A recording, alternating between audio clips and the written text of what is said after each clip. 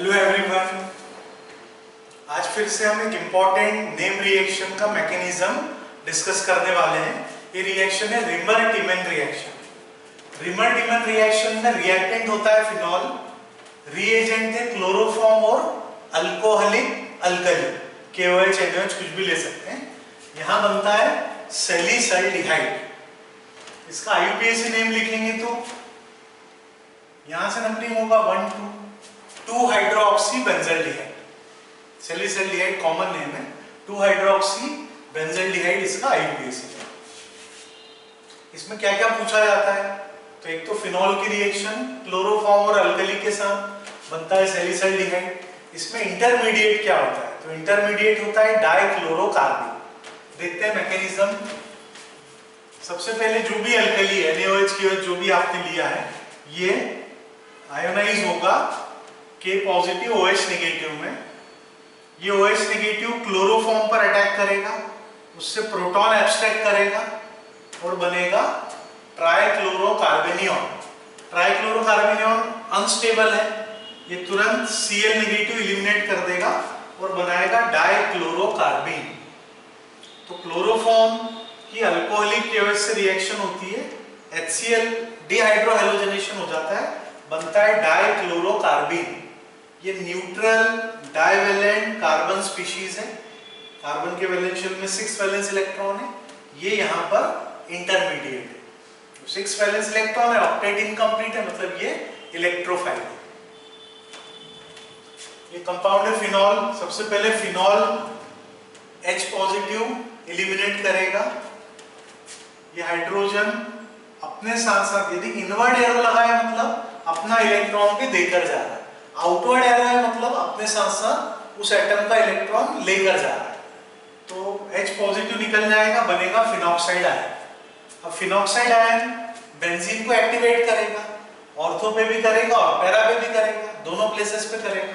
लेकिन यहाँ पर केवल ऑर्थो प्रोडक्ट बनता है। ये भी आपसे पूछा जा सकता है कि पैरा क्यों नहीं बनता है। पैरा बनेगा भी तो माइनर अमाउंट में बनेगा, लेकिन यदि ऑर्थो पोजीशन फ्री है तो ऑर्थो पर ही डाइक्लोरोकार्बीन इसका अटैक होता है। क्यों? क्योंकि यहाँ पर जो ऑर्थो आइसोमर बनता है वो hydrogen bonding, intramolecular hydrogen bonding से स्टेबलाइज हो जाता है। तो यहाँ पर ऑर्थो आइसोमर पैरा के कंपैरिजन में ज्यादा स्टेबल है, इसलिए ऑर्थो आइसोमर बनता है।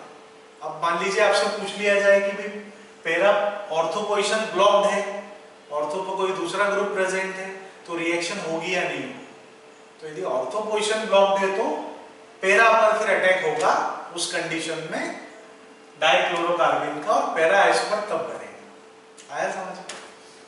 तो ये फिनॉक्साइड आयन बना, ये अपनी एक लोन पेयर डोनेट करेगा, लोन पेयर बॉन्ड पेयर में कन्वर्ट होगी, ऑर्थो पोजीशन पर ये इलेक्ट्रॉन डेंसिटी बढ़ाएगा। अब डाइक्लोरोकार्बन का अटैक होगा, ये इलेक्ट्रोफाइल है और ये न्यूक्लियोफिलिक सेंटर है, तो इलेक्ट्रोफाइल का अटैक होगा न्यूक्लियोफिलिक सेंटर पर। लोन पेयर कौन डोनेट करेगा? आपको ये दिख रहा है कि यहाँ लोन पेयर है, लेकिन तो इलेक्ट्रॉन डेफिशिएंट है, तो ये अटैक कर रहा है, लोन पेयर देगा ऑर्थो पोजीशन पे, जो लोन पेयर है वो मिलेगी इस कार्बन। ये कार्बन के देखिए लोन पेयर, अब इसके वैलेंशियल में कितने इलेक्ट्रॉन हो गए? 5 इलेक्ट्रॉन, तो कार्बन पे नेगेटिव चार्ज आ रहा है। उसके बाद क्या होगा? उसके बाद इसमें होगा रीअरेंजमेंट। रीअरेंजमेंट में क्या होता है देखिए, ये हाइड्रोजन H पॉजिटिव के फॉर्म में इस नेगेटिव कार्बन पर आ जाएगा।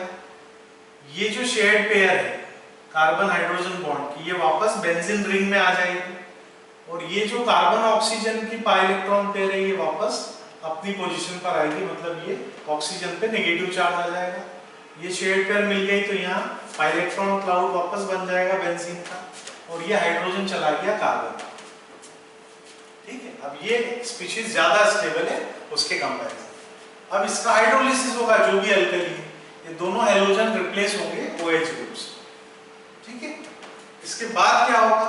आपको पता है एक ही कार्बन पर 2 OH स्टेबल नहीं होते, इमीडिएटली इसमें से वाटर मॉलिक्यूल एलिमिनेट हो जाएगा, वाटर निकल जाएगा, कार्बन ऑक्सीजन में डबल बॉन्ड हो जाएगा। तो लास्ट स्टेप में प्रोटोनेशन हो जाएगा, H पॉजिटिव अटैक करेगा इस ऑक्सीजन नेगेटिव चार्ज है यहाँ पर, और बनेगा आपका फाइनल प्रोडक्ट सैलिसल्डिहाइड। या 2 हाइड्रोक्सी बेंजाल्डिहाइड।